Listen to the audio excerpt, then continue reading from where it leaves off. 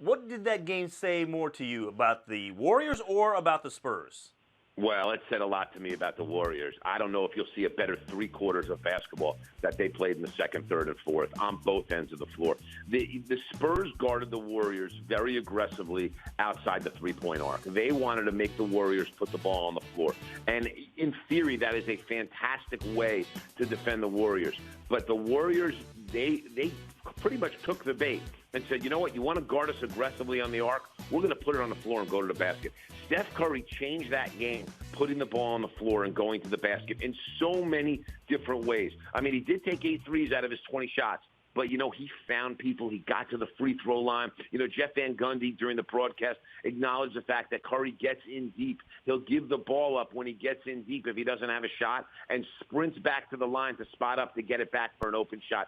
So many different things he did there offensively, and I got to tell you, what a defensive performance, a virtuoso performance. Last night was the dictionary definition of why box scores don't matter for a particular player, because what Draymond Green was able to do in leading that defense last night off the ball was absolutely incredible. The way they swarmed Kawhi Leonard every time he got in the paint, forced him to give up the ball, ran out on the arc on the Spurs shooters, and really, they stifled the Spurs the last 3 quarters of that game. One other element for the Spurs here, and the Spurs have a roster deficiency right now. They don't have the kind of rim protector that they're going to need to be able to play Golden State the way they played them, aggressive on the arc, make them put the ball on the floor. If they're putting the ball on the floor and they're coming into a guy that can protect the rim like a Tim Duncan, or a Nerlens Noel, to throw another name out there, but somebody who specializes in that kind of stuff, a Clint Capella, they're not. They're putting the ball on the floor and coming into Pau Gasol. And Pau Gasol at this stage of his career, when it comes to playing help defense,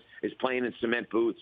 He just doesn't move like he used to move. That killed San Antonio last night. One other thing to note here, too, the end of the 3 quarters, and you saw Iguodala at the end of the first, as much of a deficit as it was, hit 2 big shots at the end of the first. At the end of the half, Golden State had a big flurry. They had a big flurry to increase it to 7 at the end of the third quarter, where the Spurs let up a little bit in the last minute and a half of each quarter. Golden State put the pedal to the metal and were able to narrow a lead twice and then increase a lead later. Just an incredible performance for the Golden State Warriors, 9 in a row right now, and they secured the 1 seed with that win last night, which is going to be huge with Durant's return coming, because they can be a little more conservative with Kevin Durant, knowing they have a cupcake in the first round.